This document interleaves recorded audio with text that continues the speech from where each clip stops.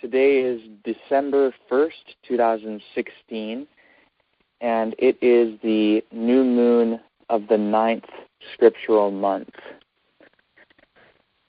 So let us ask our Heavenly Family to help us to understand the light that they have for us today.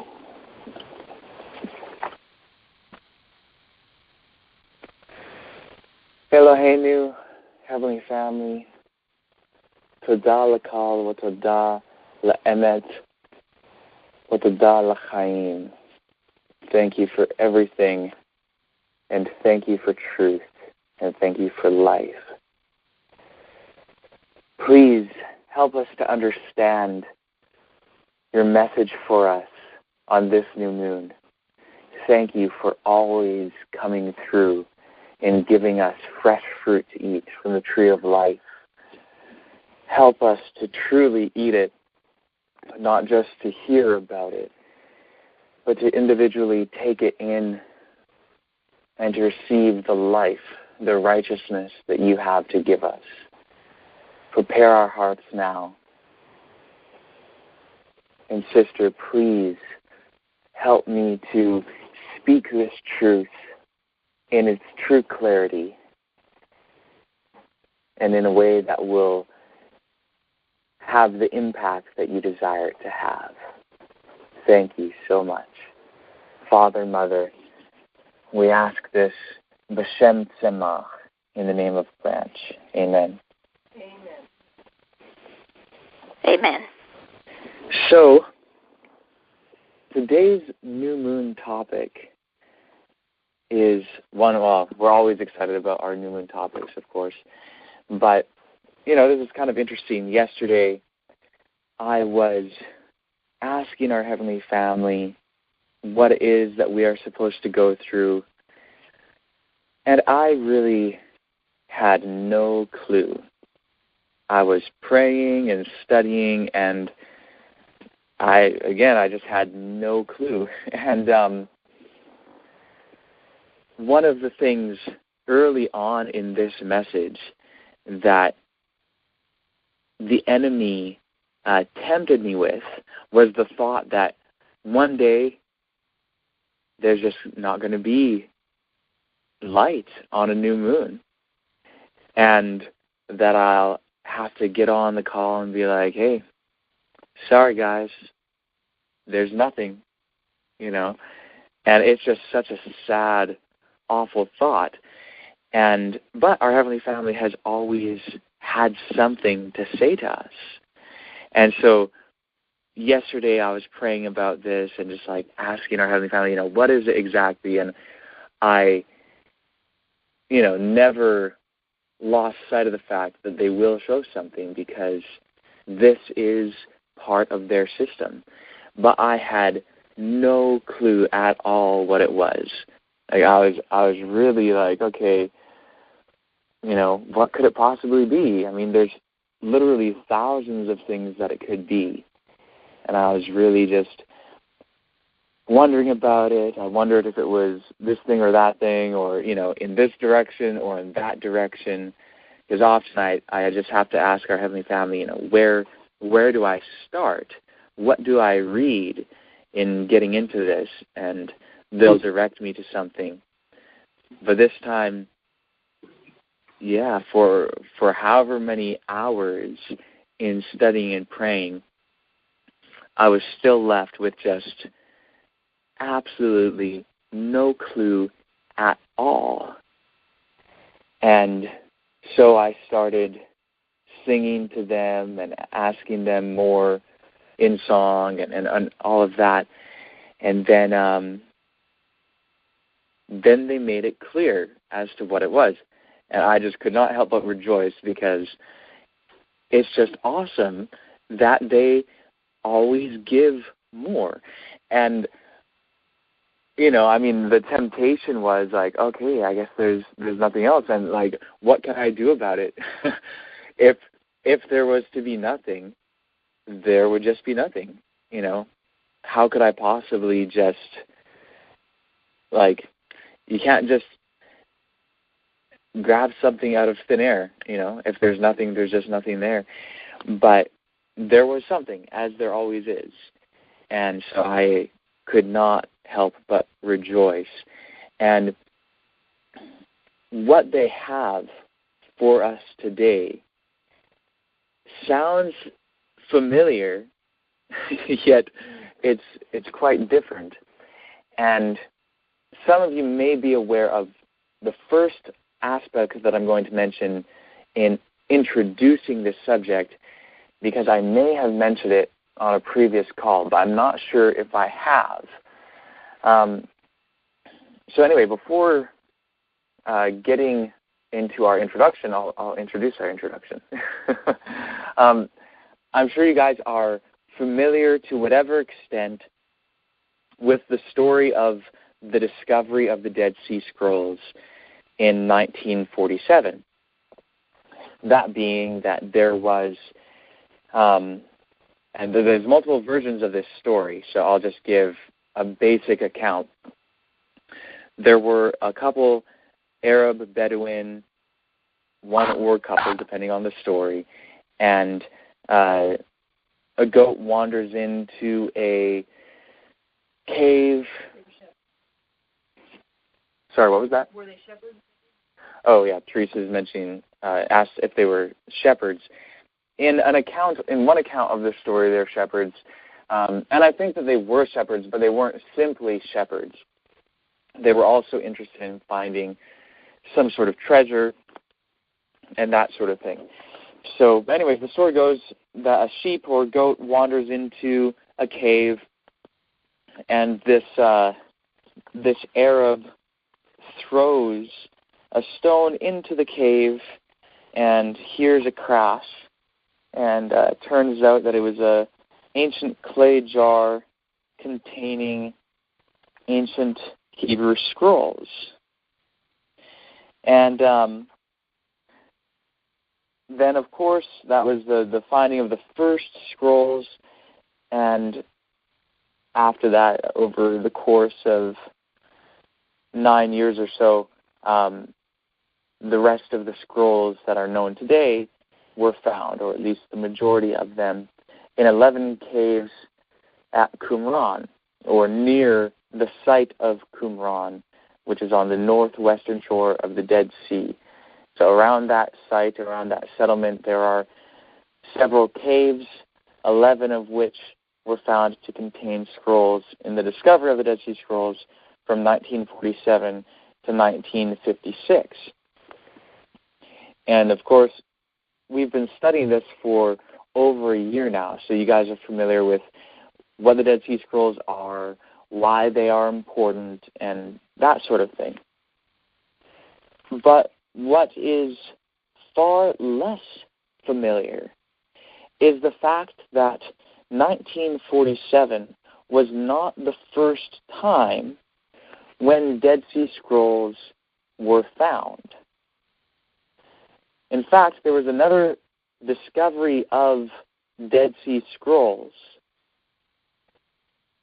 in the 8th century of the Common Era, and specifically the year 790.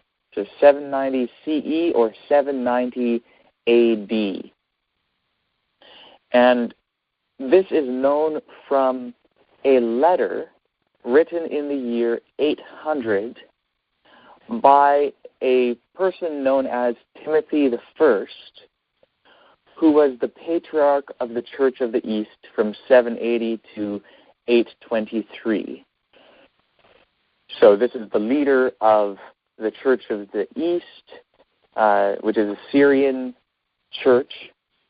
And in a letter of his, he mentions a discovery of the Dead Sea Scrolls. And this letter is known as Letter 47.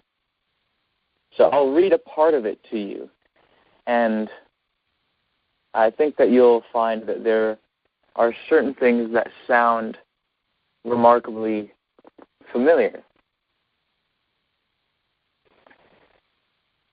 It starts this way, and this is, again, not the start of the letter itself, but the start of the part that I am reading. we have learnt, and yes, the translation that I am reading from actually has learnt rather than learned. It's Learnt. And I should also mention that this translation is by a person named Sebastian Brock. So this is what it says. Trent? So this is... Sorry. Yes. Would you be able to post a link on our group so we can locate that later? Yes, I should certainly be able to post a link. Thank you. Okay. Yeah, no problem. Okay. So, yes, this is where this starts. So again, this is Timothy the First, the leader of the Church of the East, writing a letter in the year 800. We have learnt from certain Jews who are worthy of credence, who have recently been converted to Christianity, that 10 years ago some books were discovered in the vicinity of Jericho, in a cave dwelling in the mountain. So Jericho is like a mile away from Qumran. So this is the vicinity of Jericho. Like this is like right there. It's so very close. So this is the vicinity, and it's in a cave dwelling in the mountain. So just like the Dead Sea Scrolls in the 40s and 50s were found in these caves, so likewise, these are books that were found in this same area in caves. And the translation says books. We understand, of course, that it was scrolls. They say that the dog of an Arab who was hunting game went into a cleft after an animal and did not come out. His owner then went in after him and found a chamber inside the mountain containing many books. The huntsman went to Jerusalem and reported this to some Jews. A lot of people set off and arrived there. They found books of the Old Testament and, apart from that, other books in Hebrew script. Because the person who told me this knows the script and is skilled in reading it, I asked him about certain verses adduced in our New Testament as being from the Old Testament, but of which there is no mention at all in the Old Testament, neither among us Christians nor among the Jews, who told me that they were to be found in the books that had been discovered. So notice what's happening here. He's saying, okay, there's this discovery in these caves in the vicinity of Jericho, and there's writings that would be considered Old Testament writings, but also other writings in Hebrew script. And he asked the person, about, hey, there's certain verses in the New Testament that make quotes as being from the Old Testament, or as being from the scriptures prior to the time of Jesus, but they aren't in the Old Testament that we have as Christians or that Jews have either. And this person was told that at least some of those references in the New Testament are to be found among the writings that had been discovered.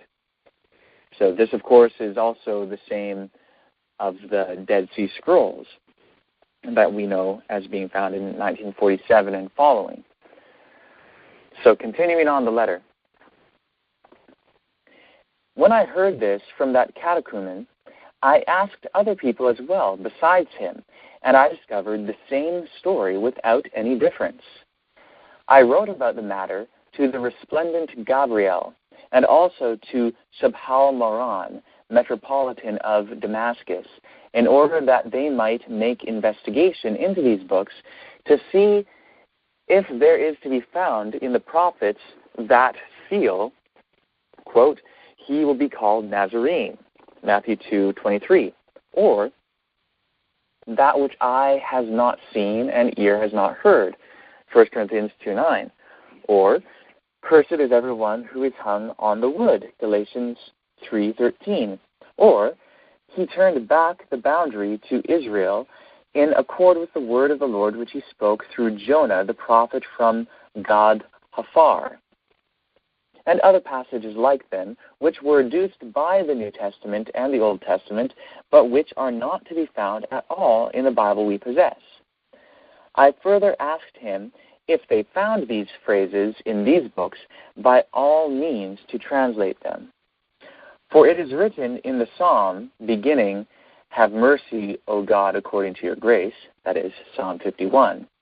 "Sprinkle upon me with the hyssop of the blood of your cross and cleanse me." This phrase is not in the Septuagint, nor in the other versions, nor in the Hebrew.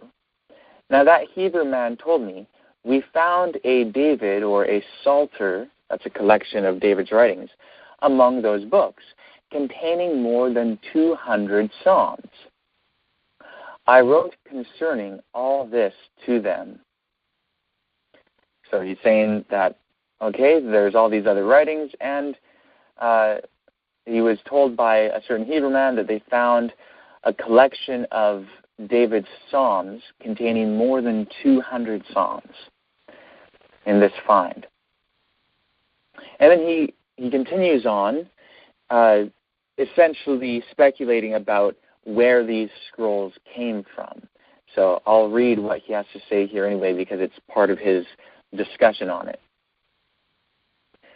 I suppose that these books may have been deposited either by Jeremiah the prophet, or by Baruch, or by someone else from those who heard the word and trembled at it. For when the prophets learnt through divine revelations of the captivity, plunder, and burning that was going to come upon the people as a result of their sins, being men who were firmly assured that not one of God's words would fall to the earth, they hid the books in the mountains and caves to prevent their being burnt by fire or being taken as plunder by captors. Then those who had hidden them died after a period of 70 or fewer years. And when the people returned from Babylon, there was no one surviving of those who had deposited the books. This was why Ezra and others had to make investigations, thus discovering what books the Hebrews possessed. The Bible among the Hebrews consists of 3 volumes, one being the volume which the 70 interpreters subsequently translated for King Ptolemy, who is worthy of a wreath of accolades. Another was the volume from which others translated at a later time, while the third is preserved amongst them. If any of these phrases are to be found in the aforementioned books, it will be evident that they are more reliable than the texts in currency among the Hebrews and among us. Although I wrote, I have received no answer from them on this matter. I have not got anyone sufficiently capable with me whom I can send. The matter has been like a burning fire in my heart, and has set my bones alight. And there is more to this letter, but it leaves the subject of this Dead Sea discovery. Now, this, of course, is quite significant. The story is actually remarkably similar to the story in the 1940s of an Arab who essentially, because of an animal going into a cave, ends up finding a collection of scrolls. So, same thing happened 790, 1947. And both times it seemed like they were both quite remarkable discoveries.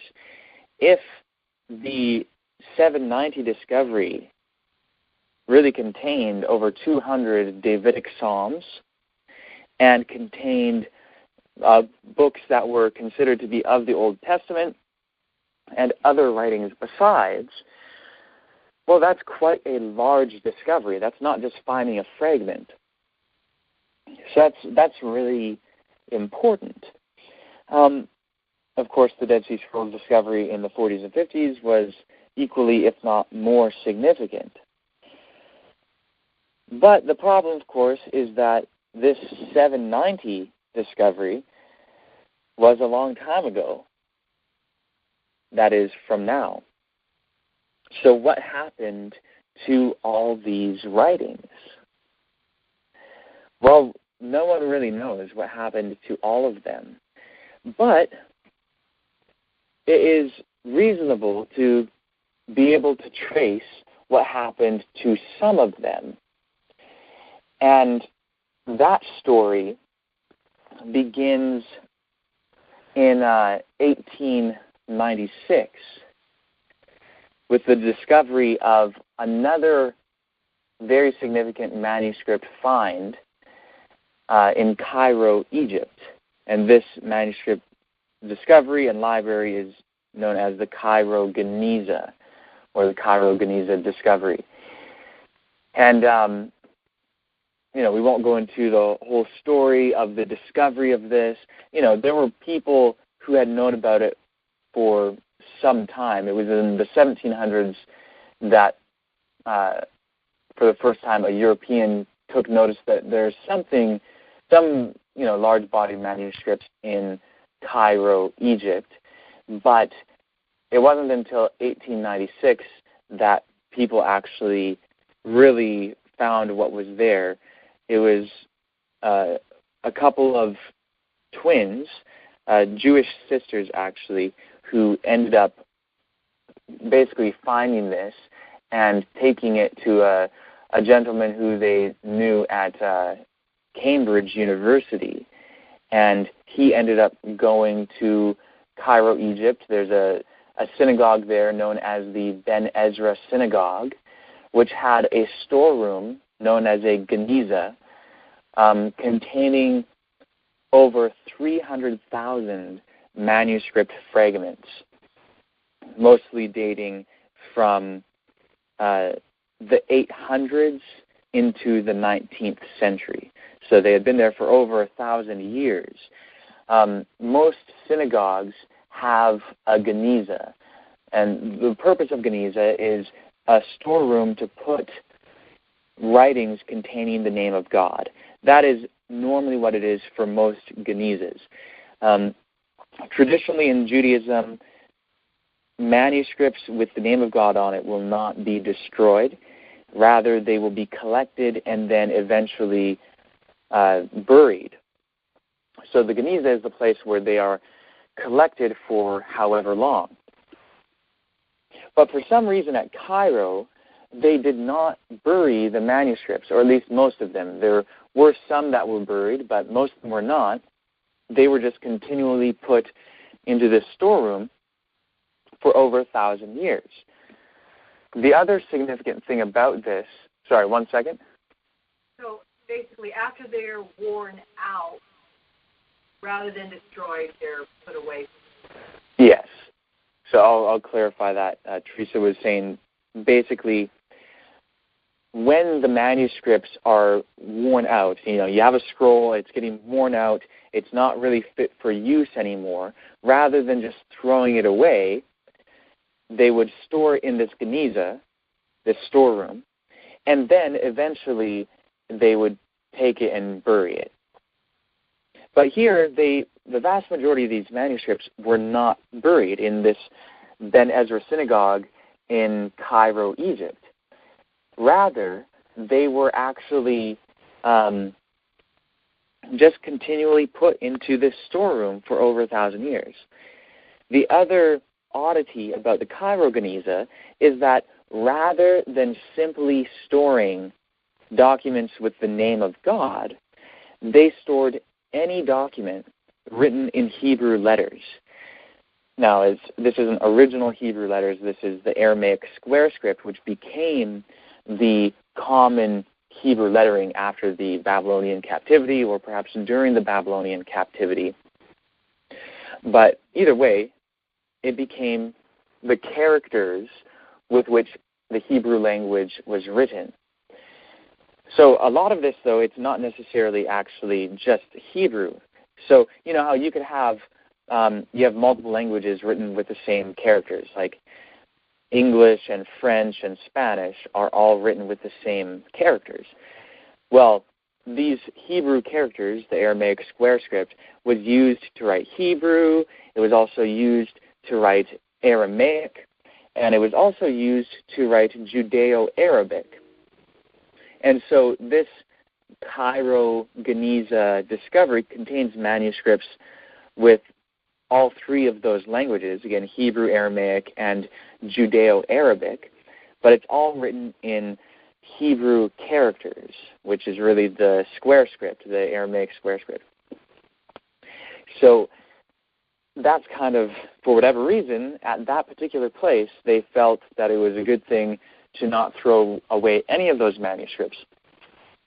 So the whole community of Jews there, what they would do for 1,000 years is when they have manuscripts that they don't want to keep anymore, when they have whatever documents they had, they would take it to the synagogue and put it in the Geniza. So there's personal letters, there's letters from parents to students, there's letters from, all these different people, business transactions, receipts, biblical documents, apocryphal things, just a whole bunch of stuff. I mean, again, there's over 300,000 manuscript fragments. Like, this is an absolutely enormous find. And as scholars began to go through these manuscripts, they came across certain things that evidently were Jewish writings which predated the Cairo community and predated that era of Judaism. There is this one document in particular known at the time as fragments of a Zadokite work. And the reason why it was called fragments of a Zadokite work is because the people in it referred to themselves as the sons of Zadok. And it was recognized, this is talking about a different type of Judaism than what we find in Rabbinic Judaism. This is a different type of Judaism altogether. It was kind of an oddball document for a long time. And it evidently did not have its origin in Egypt. It was quite clear that it had its origin in Palestine in the years before the Common Era. And some people thought, well, maybe this is part of the Essene collection of writings or, something along those lines. But it was just known as fragments of a Zadokite work. So that was one thing that it was kind of oddball until the discovery of the Dead Sea Scrolls in modern times, when that same document was found in the Dead Sea Scrolls. And that time, it was a copy of it or multiple copies of it, that actually were from before the Common Era. And then it became known as the Damascus document, and it was recognized that, wow, okay, here is a document that is unique to the Qumran community. It is an Essene document. How did it end up in Cairo, Egypt, in this Geniza? And the most likely explanation, the one which most historians go with, is that it was found in this Dead Sea discovery mentioned in the letter of Timothy I and ended up in Cairo. And so somehow Dead Sea Scrolls ended up there. So the question is, was it the only one? Are there other documents in the Cairo Geniza that also go back to Qumran? And the answer to that is yes. There is another document known as Aramaic Levi, which we've talked about before. We've read sections of it together on the calls. It was in the Cairo Geniza, and it was also found in the Dead Sea Scrolls. There are other documents as well, of course, different documents that ended up in the Rabbinic canon, are found both in Cairo and in Qumran. And also books like The Wisdom of Ben Sira. The Hebrew of that was lost for a long time. It was only retained in Greek and in Latin until the Cairo Geniza discovery, and then Hebrew manuscripts were found.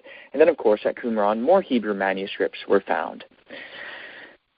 But there's another writing found at Cairo which also goes back to Qumran. And it's one that is less known, but is quite significant. And it's a collection of writings known as the Songs of David. And of these songs, there are only 4 that are preserved, the first of which has the beginning missing. But the 3 others that have the beginnings preserved show that these songs were written for the days of the year. And in the Dead Sea Scrolls, it talks about different songs that were written for each day of the year, and they're prayers. They are songs and they are prayers. And that's what these songs are. The reason why it's pretty much certain that they go back to Qumran is because they are, the way that they sound, the actual language of it and all of that is so much like the Dead Sea Scrolls. It has this light-darkness paradigm. It has, the writer speaks of himself just like the writer of the Thanksgiving hymns speaks of himself. And just like the writer of Barki Nafshi speaks of himself. Again, Barki Nafshi, the Thanksgiving hymns, and other writings that we've examined previously clearly are writings which go back to the teacher of righteousness. And here, these songs of David have that same terminology, same type of language, same subjects, at least to certain degrees. I mean, everything, of course, has its own particular subjects, but it touches on similar themes. And I'll read you an example of this. So, in the Dead Sea Scrolls and the Thanksgiving hymns in particular, we find very frequent reference to, quote-unquote, your servant, or in Giza Vermez's translation, thy servant. And it's clear reading the Thanksgiving hymns that thy servant is the author himself. In some places this is more explicit than in others, but it is quite clear. So, one that's less explicit is in column 4, line 24, or around there, which says, strengthen the loins of thy servant, that he may resist the spirit of falsehood, that he may walk in all that you love and despise all that you hate. Okay, so there it's your servant. At the beginning of hymn 3 in Giza Vermez's translation, it says, I thank thee, O Lord, for thou didst shed thy Holy Spirit upon thy servant. It goes on. So those ones are less clear that it's referring to him, but even then, in context, you can discern that. But then you have references such as 1QHA, column 15, line 16. In the Giza Vermez translation, this is hymn 15, line 16. For thou knowest the inclination of thy servant, that I have not relied upon the works of my hands. Okay, notice, thou knowest the inclination of thy servant, that I have not relied upon the works of my hands. So there you have thy servant being I, the first person speaker, is the one who is being identified as thy servant. And there are other references to this sort of thing as well.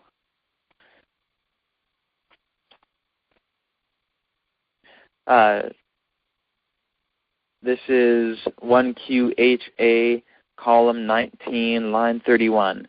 Rejoice the soul of thy servant with thy truth, and cleanse me by thy righteousness. And then line 34, thou hast set hymns of praise within the mouth of thy servant, and hast established for me a response of the tongue. There are other references to this sort of thing, but that's a few examples, or those are a few examples to illustrate the point. Well, that same sort of language is what we find in these songs of David. For example, this is column 1, line 6. You gave your powerful wisdom to your servant, for you gave insight in everything according to the wishes of your will. Then line 8, all those who serve your name will learn a song, those who believe the words of your servant. Continuing to use this phrase, your servant. Now line 14 of column 1. You prophesied by your Spirit through the mouth of your servant, for I have brought nigh the end, and you will no longer delay it.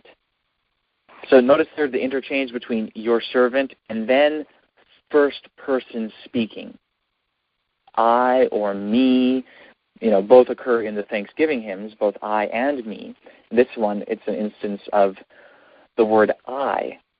Again, you prophesied by your Spirit through the mouth of your servant, for I brought nigh the end, and you will no longer delay it. Well, that's clearly indicating that the person referred to as your servant is the first person speaker of this psalm, the I. And then there are different things that are said that are just so similar to what we find in the Dead Sea Scrolls. For instance, in the second song that we have preserved in these songs of David, in this is column 2, line 8, it says, for you made me for the well-being of the world before your face, and you made me a light for the nations by your power. Okay, made me a light for the nations. Okay, well, that sort of thing, that's applying Isaiah 42:6 and Isaiah 49:6 to the first-person speaker. Well, that's the same sort of thing that we find in the Thanksgiving hymns, and that's the same sort of thing that we find in Barki Nafshi. In Barki Nafshi, we have language such as this. This is from 4Q 436, column 1, starting at line 6. On my heart you have enjoined your law. On my kidneys you have engraved it. And you have strengthened me so that I may follow after your ways and perform all your good pleasure. And you have made my mouth like a sharp sword. Isaiah 49:2. And my tongue you have set loose to utter words of holiness. Okay, well, that's applying clearly Isaiah 49, same passage as here, to the first-person speaker. And then later, in Barki Nafshi, 4Q 437, fragment 2, in line 8, it says, in your quiver you hid me, and in the shadow of your hand you concealed me, and you made me into a sharp arrow, and in the shelter of your palm you hid me. So that's lines 8 and 9. Well, that's, again, Isaiah 49:2. Also, in the Songs of David, there is a very frequent use of the Psalms of David applied to the first person speaker of these songs. Well, that's the same thing we find in the Thanksgiving hymns and in Barki Nafshi and in other of the writings of the Teacher of Righteousness. Likewise, in Barki Nafshi, we have the application of Zechariah 3, Joshua the high priest, applied to the first person speaker. It says in 4Q 437, fragment 2, line 12, and the congregation of the men of wonder, or the men wondered at in KJV, you made to sit before me, and among the children of the righteous you comforted me. Okay, well, that's applying Zechariah 3, verse 8 to the person. While in the Songs of David, in the first one, in line 19, it says, you made him, being the servant, which is the first person speaker, you made him inherit a turban and a crown with joy. Okay, well, the turban, the word here is a priestly headdress, same thing as in Zechariah 3, verse 5. So there are many, many points of similarity between these writings. And of course you have this light-darkness paradigm, there's a concern for ritual purity, a whole bunch of things that are very much so tying these songs of David to the writings of the Teacher of Righteousness found at Qumran. So most likely, these writings actually were, at one point, found at Qumran, and then taken elsewhere and ended up in the Cairo Geniza. So that is the introduction to this subject. It has to do with these songs of David. Now, because of all the connections to Qumran and the Teacher of Righteousness, it's most likely that these songs were not actually written by David himself. And they don't actually claim to be written by the ancient David. Songs of David is just a modern title which scholars have placed upon these writings. So again, this does not claim to be written by the ancient David. However, it's a fitting title, Songs of David, because it has to do a lot with the Davidic kingdom, and it identifies the servant as David, but it's clearly not the ancient David, and we'll go through that. Also, comparing this writing to the Psalms of David that are authentically written by the ancient David, it's quite different. This is a whole lot more like the writings of the Teacher of Righteousness. And we've already seen in previous studies, such as the new moon of the 7th month going through Barki Nafshi, and in the Thanksgiving hymns, that the Teacher of Righteousness understood himself as an antitypical David. And, of course, we have seen in our studies that he actually was. But, again, the way that prophecy works, it's not like the future already exists and God is telling us, oh, this is what it will be in the actual future. Because there is no actual future yet. There's only prophetic patterns that are laid out. And people can fit into those patterns, and in doing so, they fulfill certain roles. So David is a title. It is a pattern. And the Teacher of Righteousness was fulfilling the role of the antitypical David, although it unfortunately did not go all the way through. It was not able to be completed. The mission was not accomplished. The pattern was not completed. And therefore, there would have to be another antitypical David. And actually, and this is a subject for another time, but there are things in Paul's letters which show that he understood himself to be an antitypical David and to be fulfilling the prophecies of Isaiah 49 and the surrounding passages. So that's quite interesting. That's, Paul's self-understanding. And, of course, it wasn't completed in his day either, though it was closer. And so these songs of David have to do with this figure, this role that is part of a certain pattern for the end times.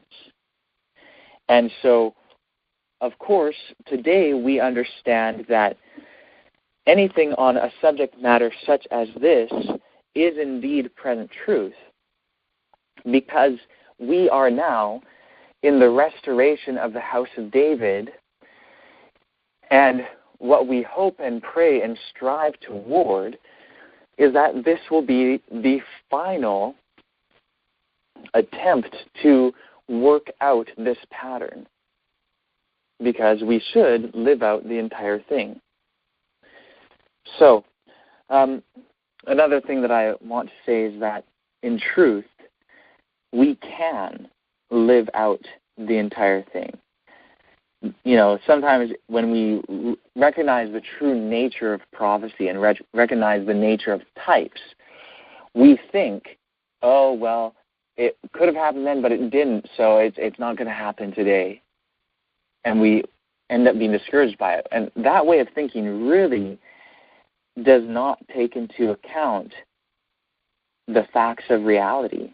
It's not actually a reasonable conclusion to think that, oh, because it didn't happen in the past, that it's not going to happen in the present.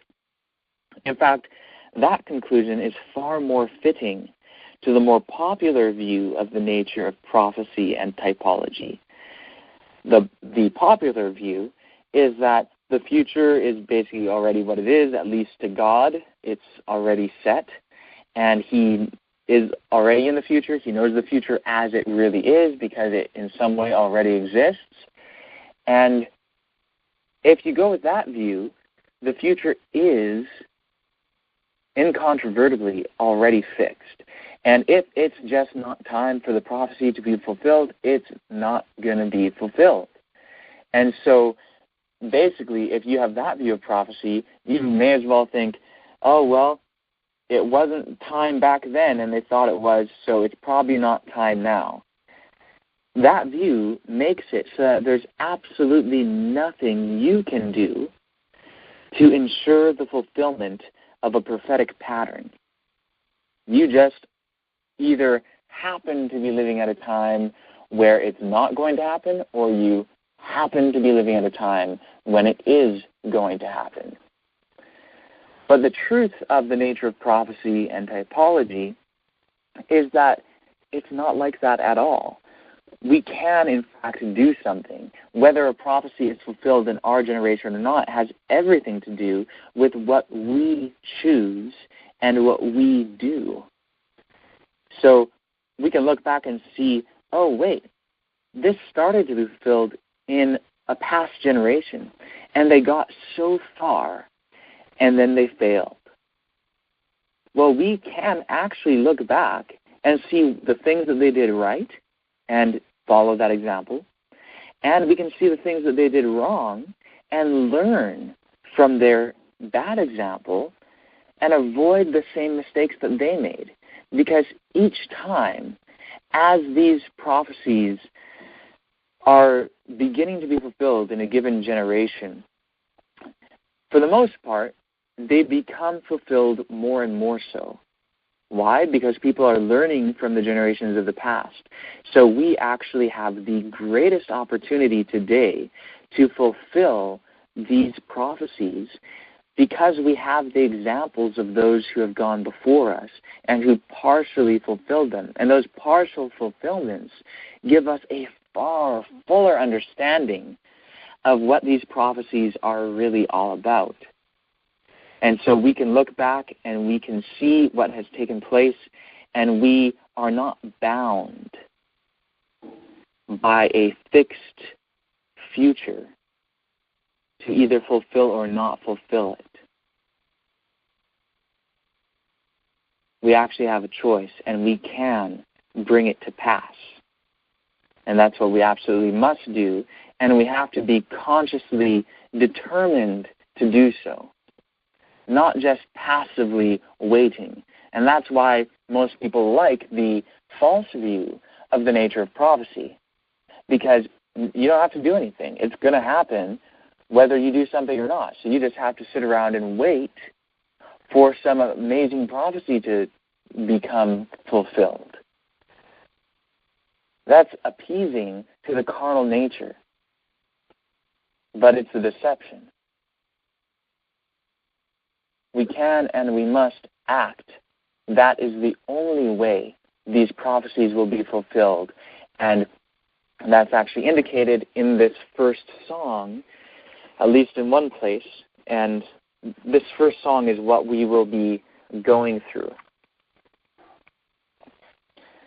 So bless us, Heavenly Family. Help us to understand this very, very clearly.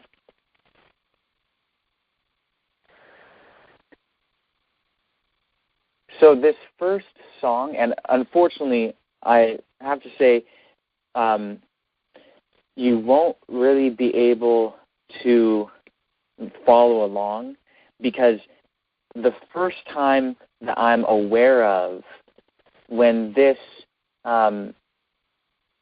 became available in any sort of easily accessible format, well, semi-easily accessible, was actually in 2013 with the publication of a book called Old Testament Pseudepigrapha, More Non-Canonical Scriptures, Volume 1, edited by Richard Bauckham, James Davila, and Alexander Panayatov, if that's pronounced correctly. So 2013 was not that long ago, and that's where I have this translation of these Psalms.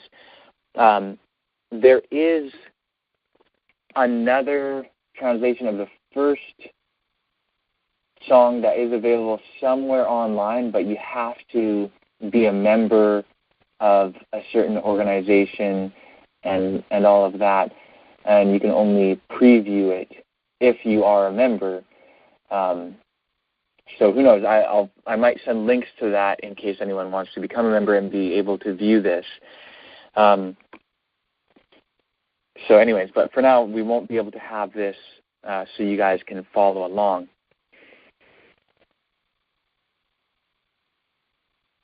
So the first song here is a Hebrew poem that is an alphabetical acrostic, which means that each verse starts with the next letter of the Hebrew alphabet. So Aleph, Bet, Gimel, Dalet, and so on, down to the end of the Hebrew alphabet. And sometimes in this one, you'll have two verses that start with the same letter. So it'll be like, Aleph, Bet, Gimel, Dalet, Hey, Wow, Zion, Zion. So you'll have two letters in a row. It'd be like you have A, B, C, D, E, F, F, G, and then you keep going. So sometimes you'll have something like that. And the poem has groupings of verses that have similar content. Unfortunately, at least the first two verses of the poem are missing. We simply don't have it. The reason why it's at least the first two is because the first two letters of the Hebrew alphabet are Aleph and Bet, but there is no Aleph and Bet in this, and there's no introductory phrase or anything like that. It just starts partway in with letter Gimel, which is the third letter of the Hebrew alphabet. So we know that at least the first two verses are missing. It may have been more if there was two verses starting with Aleph or two verses starting with Bet or something like that. But at least the first two are missing. But still, we have the rest of it. And other than that, these Psalms are, of what we have preserved, they are preserved very well. There's not, any dots or anything like that. It's very well preserved. So this is what it says. And this is the the writer speaking to God. The righteous and the wicked are revealed before your face, and you do not seek human witnesses concerning them. Judging generations and ruling in righteousness, he makes known the ways of every living one. Before we go on, I'll comment on this, and I'll comment on these verses as we go. So first thing is that this is picturing God at a time when he is judging humanity. It says judging generations. We understand this to be the investigative judgment. But it's not just that. It's he makes known the ways of every living one. This is set in the time when God is judging those who are alive. So this is the judgment for the living. Notice it says, the righteous and the wicked are revealed before your face, before the face of God. So God has set before him the righteous and the wicked. He sees people as they really are. He sees the righteous on one hand and the wicked on the other. People are divided into two categories, righteous and wicked. God sees them, and it says he doesn't need human witnesses concerning them, or people to tell testimonies about, well, I saw this one do this, or I saw that one do that. No, because the records are kept, the events of their lives, the deeds that they have done in the body have been recorded and are set before God. So this is the judgment, the investigative judgment upon the living. Now the next verse tells us a little bit as to what is looked for in the judgment.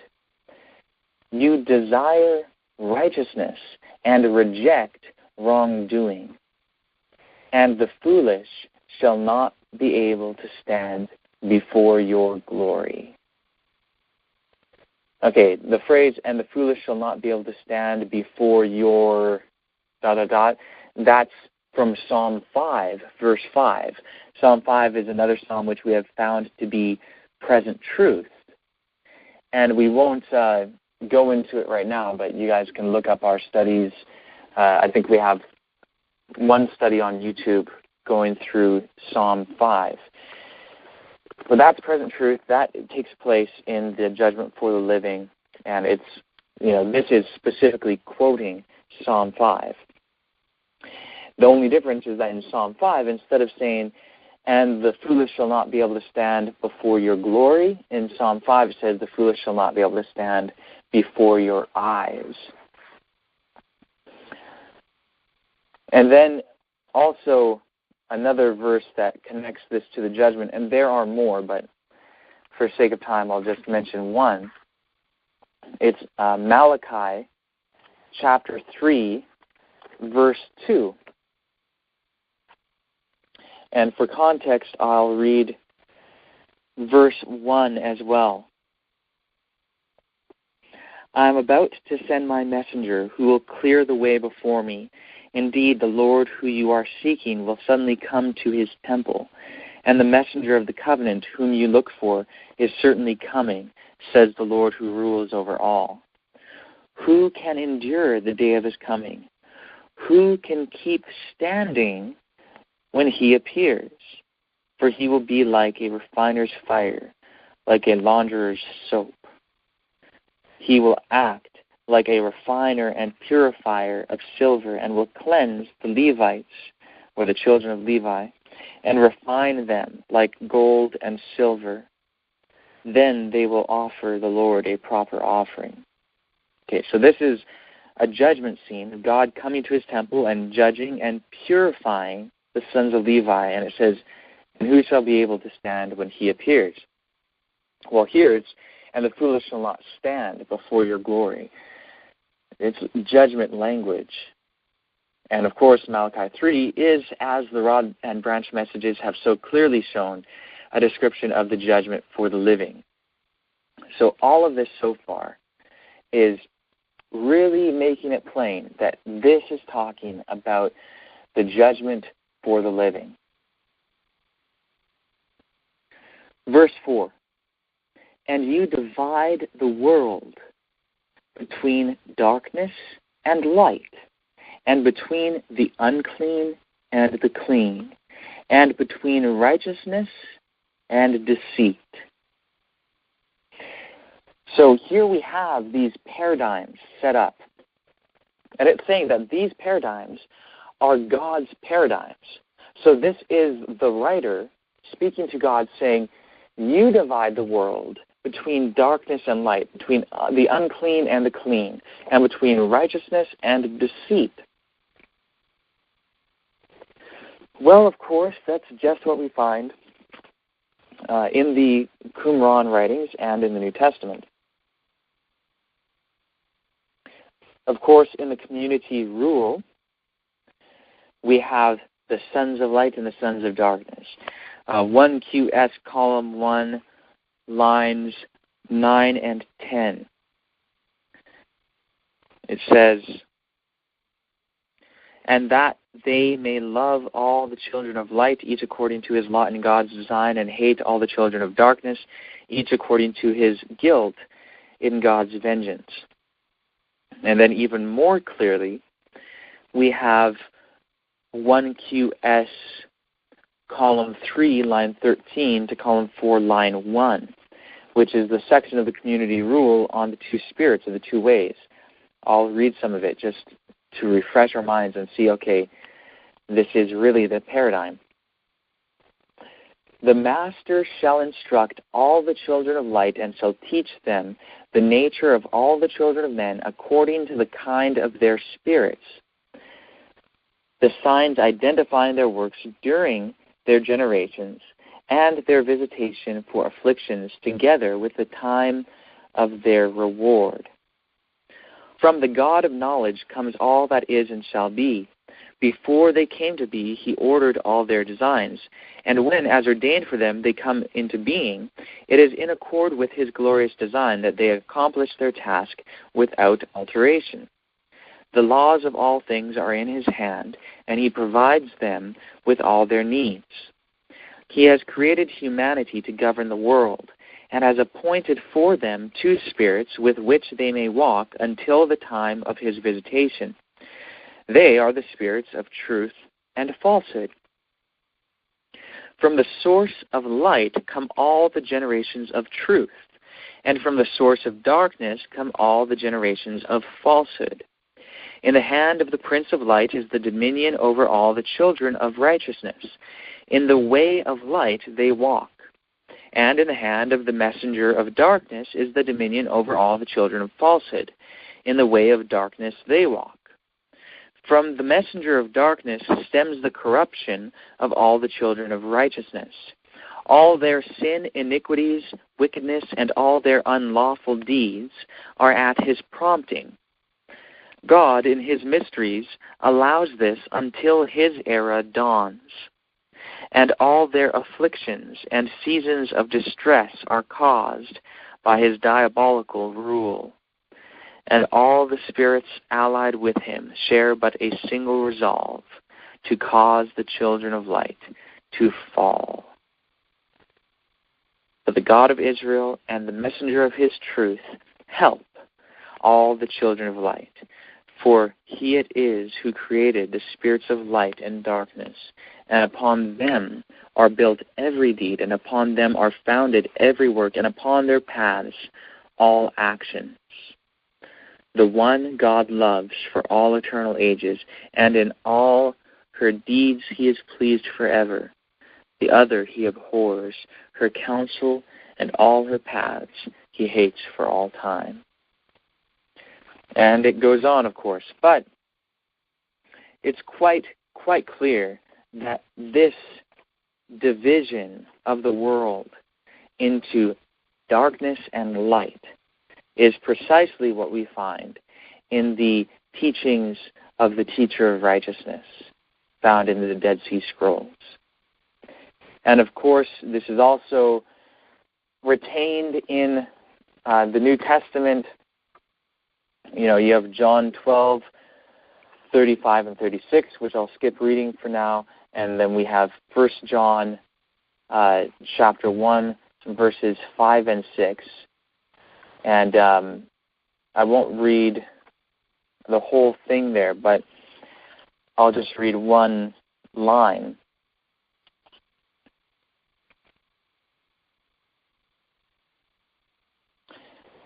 It's John chapter 1, verse 5. Now this is the message which we have heard from the beginning, that God is light, and in him there is no darkness at all. Light and darkness, contrasted. Again, we've gone through this in our studies on the community rule, so I'm not going to read any more verses, but we know that this is a true teaching. This is the teaching of those of the way, of the community founded by the teacher of righteousness. And this is the teachings of the Essenes as well. So you divide the world between darkness and light, and between the unclean and the clean. We won't go all into that now, but I think you guys, or at least most of you here, probably understand this because of our previous studies on ritual purity. If not, or if you need to be refreshed, you'll have to await the publication of the Silver Trumpet Volume 2, which has a very in-depth article on ritual purity. And it clearly shows how clean and unclean is a paradigm through which God wanted the ancient Israelites to view all things in the world. All things in the world fit within the paradigm of darkness and light. All things in the world fit within the paradigm of the unclean and the clean. And then, of course, we have righteousness and deceit as the third paradigm here listed. Although these are not all three separate paradigms, they overlap, but they all have their different nuances. And this paradigm of righteousness and deceit is clearly laid out in Scripture as well. In the Silver Trumpet Volume 1, number 1, page 10, there's a list of things where it's showing either righteous or wicked. That's the way it is. So this shows us that in the judgment, God desires righteousness and rejects wrongdoing. The world is divided clearly between darkness and light, between the unclean and the clean, between righteousness and deceit. This is how the world has been divided, and this is how God views things, and this is how we ought to view things. Verse 5, you drive all the children of foreigners out from among your nation, and you cleanse your flock of unclean animals. There's a parallelism in this verse which shows that the driving out of the children of foreigners is equated with the cleansing of the flock of unclean animals. So this is a passage where Gentiles, or those who are not among the people of God, are equated with unclean animals. And of course, we've seen this in previous studies as well, and this has also gone through in the Silver Trumpet Volume 2 in the article on ritual purity. But this is showing a cleansing among God's people. Again, it's from among your nation, God's nation. The children of foreigners are driven out. Those who are unclean are driven out. So this is talking about not only God judging in heaven, but also a separation taking place on earth. There is, of course, a lot more to this, but I just wanted to check with you guys if, before we continue, if you would like to take a 10 or 15-minute break. That sounds good to me. Yes, that's a good idea. Okay, excellent. How about we will come back at 25 after the hour. So that's 13 minutes from now. All right, so I guess we will see you guys then. Shalom. Shalom.